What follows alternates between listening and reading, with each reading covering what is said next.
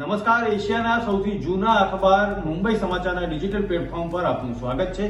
હું છું જીગર પંડ્યા। નજર કરીશું મુખ્ય સમાચાર।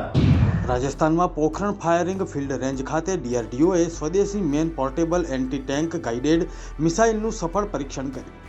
આ મિસાઇલ દુશ્મનની ટેન્ક અને બખ્તરબંધ વાહનો એક જ વારમાં નષ્ટ કરી શકે છે। સુપ્રીમ કોર્ટે મંગળવારે યોગ ગુરુ બાબા રામદેવ અને પતંજલિ આયુર્વેદના વડા આચાર્ય બાલકૃષ્ણને મોટી રાહત આપી। ભ્રામક જાહેરાતના કેસમાં કોર્ટે બંને સામે અવમાનનો કેસ બંધ કરી દીધો। પતંજલિના પ્રોડક્ટ વિશે ભ્રામક જાહેરાત કેસમાં પહેલા જ માફીનામું દાખલ કરવામાં આવ્યું હતું, જેને કોર્ટે સ્વીકાર્યું। કોલકાતાની આરજી કાર મેડિકલ કોલેજમાં મહિલા ડોક્ટર સાથે બળાત્કાર અને હત્યાની ઘટનાને કારણે દેશભરમાં રોષનો માહોલ જોવા મળી રહ્યો છે। દેશભરમાં ડોક્ટરો અને મેડિકલ વિદ્યાર્થીઓનું વિરોધ પ્રદર્શન ચાલુ છે। ગુજરાત રાજ્યમાં બાલવાટિકાથી લઈને ધોરણ 12 સુધી કુલ 2.29 લાખથી વધુ વિદ્યાર્થીઓએ ખાનગીમાંથી સરકારી શાળામાં પ્રવેશ મેળવ્યો।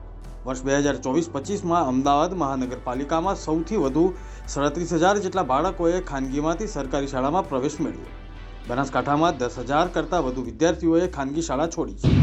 રાજકોટમાં જિલ્લા કક્ષાની તિરંગા યાત્રા જસદણ ખાતે પાણી પુરવઠા મંત્રી કુંવરજી બાવળિયાના અધ્યક્ષસ્થાને યોજાઈ। વરસતા વરસાદમાં હાથમાં તિરંગો લહેરાવી દેશભક્તિના નારા સાથે નગરજનો રાષ્ટ્રભક્તિની ભાવનામાં તરબર થયા। ગુજરાતમાં આરટીઓનું સર્વર છેલ્લા 24 કલાકથી બંધ હોવાના સમાચાર મળી રહ્યા છે।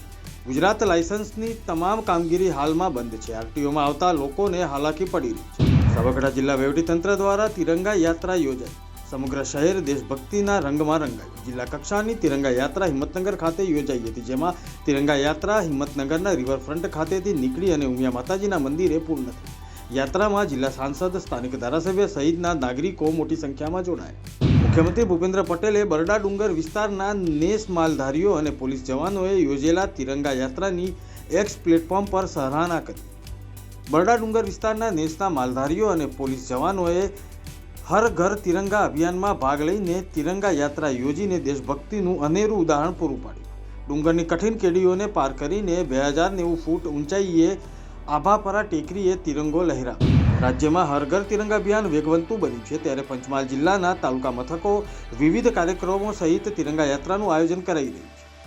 વ્યાપક જન પ્રતિસાદ સાથે નાગરિકો અને વિદ્યાર્થીઓ ઉત્સાહભેર જોડાઈ રહ્યા છે। ગાંધીનગર ખાતે મહિલા અને બાળ કલ્યાણ મંત્રી ભાનુબહેન બાબરિયાના અધ્યક્ષસ્થાને ડાક ચોપાલ કાર્યક્રમ યોજાયો। આ કાર્યક્રમમાં તેમના હસ્તે પોસ્ટલ લાઈફ ઇન્સ્યોરન્સ યોજના જેવી પ્રજાલક્ષી યોજનાઓના લાભાર્થીઓને ચેક વિતરણ કરવામાં આવ્યા।